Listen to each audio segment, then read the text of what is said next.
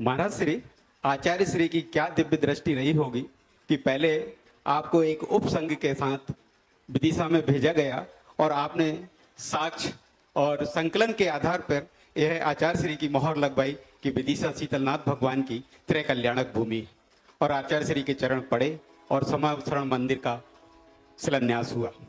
जब से समस्वरण मंदिर का शिलान्यास हुआ विदिशा में, जैसा कि विदित है कि समोसरण का प्रभाव कई योजन तक रहता है और उसमें 12 भूमियां होती हैं और उस भूमि में एक चैत्य प्रसाद भूमि भी होती है और एक पताका भूमि भी होती है, ध्वज भूमि भी होती है।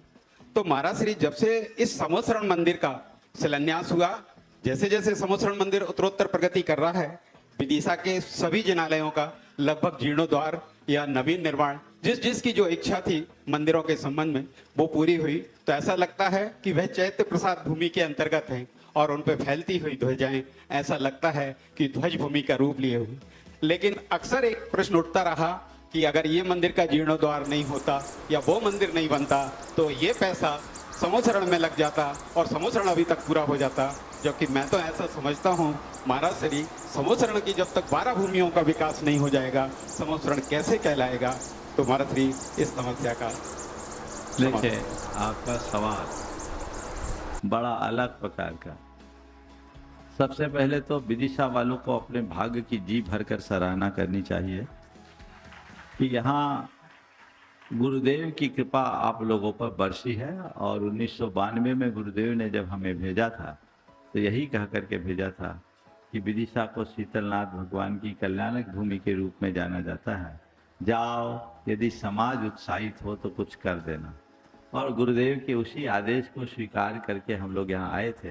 तब शीतल विहार न्यास की स्थापना हुई और मुझे बेहद प्रसन्नता है कि शीतल विहार न्यास की 1992 में स्थापना हुई और 2002 में गुरुदेव का यहाँ पदार्पण हुआ।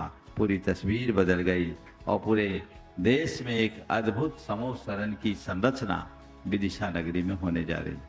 ये बात एकदम असंदिग्ध है कि शीतलनाथ भगवान के 3 कल्याणक इसी भद्दिलपुर में हुए हैं, क्योंकि इसके अभिलेखीय साक्ष्य हमें प्राप्त हुए हैं। अन्यत्र जितने भी स्थानों को शीतलनाथ भगवान की जन्मस्थली के रूप में लोग प्रतिपादित करते हैं उसका कोई अभिलेखीय साक्ष्य नहीं है। और इसके शोध का साक्षी मैं खुद हूँ। मैंने 1992 में इस विषय में काफ़ी मंथन किया और चूंकि मैं बिहार झारखंड से संबद्ध रहा था तो मेरे संस्कार में कोलवा पहाड़ थे। बचपन से मैंने यही सुना था कि कोलवा पहाड़ शीतलनाथ भगवान की जन्मस्थली है। लेकिन जब यहाँ मैंने छानबीन की और उसमें मुझे 3 प्रमाण बड़े सबल मिले जो आज पूरे देश को मैं बताना चाहता हूँ। वो तीनों अभिलेखीय साक्ष्य है। पहला मिला आपके बड़े मंदिर में भगवान के ऊपर भद्दिलपुर का लेख अंकित मिला जो आज से 450 वर्ष पुराना।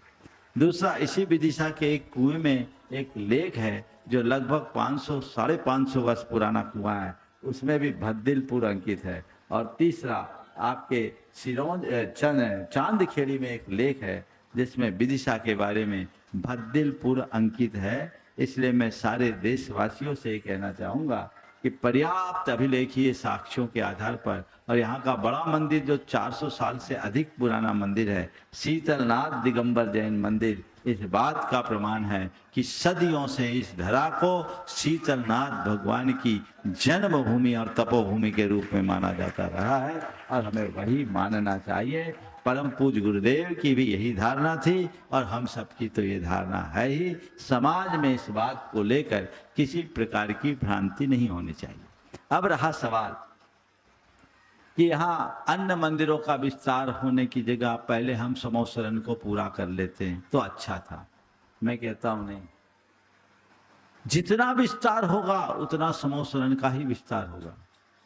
एक बात बोलूं, एक बार एक युवक आया, वो अपना व्यापार कर रहा था, उसी चीज का एक दूसरे व्यक्ति ने अपनी दुकान खोल दी, उसी का व्यापार शुरू कर दिया। वो घबराया तो उसके बड़े भाई ने उसे समझाया, बोले देख, जितनी दुकानें बढ़ती है उतने ग्राहक भी बढ़ते हैं। जितनी दुकानें बढ़ती हैं उतनी ग्राहक भी बढ़ते हैं, इसलिए घबराने की जरूरत नहीं है। तेरे भाग्य का जितना होगा वो तेरे हिस्से आएगा। जब हमारे पिताजी यहाँ अपना काम करते थे तो हमारे नगर में कपड़े के कुल 12 दुकानें थी, अब 100 से अधिक हो गई, तो भी हमारी दुकान जितनी चलती है उससे बढ़ ही रही है, इसलिए सोचना नहीं चाहिए। मैं उसी संदर्भ को आपके सवाल से जोड़ करके कहता हूँ, जितना अच्छे कार्य की जितनी अधिक वृद्धि होगी उतना पुण्य बढ़ेगा और लोगों को नए नए पुण्य का अवसर मिलना चाहिए, ताकि तभी तो वो पुण्य अर्जित करेंगे और आगे बढ़ाएंगे। दूसरा, लोगों की कुछ मानसिकता ऐसी होती है, एक जगह जो अपना योगदान दे दिए फिर वो सोचते हैं कोई नई जगह हो, कोई नई जगह हो, यहाँ तो हम दे चुके, तो उनके लिए नया अवसर अपेक्षित रहता है और नए अवसर को जब वो प्राप्त करते हैं वहाँ अपना योगदान देते हैं तो नया काम हो जाता है। निश्चित 32 वर्षों में विदिशा का काया पलट हुआ है और न केवल धार्मिक दृष्टि से अपितु सामाजिक और अन्य दृष्टियों से भी यहाँ बहुत कुछ हुआ है। ये गुरुदेव के आशीर्वाद का सुफल है, ऐसा समझकर चलना चाहिए और इसमें किसी भी प्रकार की चिंता हमें नहीं करनी चाहिए, सोच को अपनी अच्छी बनानी चाहिए। जितना बने सो बने, पर एक समाज को संदेश जरूर देता हूँ, अब जितना हो सके जल्दी से जल्दी समूह शरण को पूरा कर दीजिए और जिनने जो संकल्प लिया है उसे शीघ्रातिशीघ्र पूरी करे, अपनी मुट्ठी जल्दी ढीली करे और कमेटी से मैं कहूँगा कि तत्परता के साथ उस कार्य को अंजाम दे और जल्दी से जल्दी समाज के बीच ये घोषित करे कि हमारा पंच कल्याणक का समय ये होगा, एक टारगेट बना करके चले तो बहुत बड़े काम होंगे और समाज का उत्साह भी उसमें बढ़ेगा। समाज को उत्साहित होकर ऐसे कार्य करना चाहिए। मैं समझता हूँ इतना विशाल समूह शरण भारत में कोई दूसरा नहीं।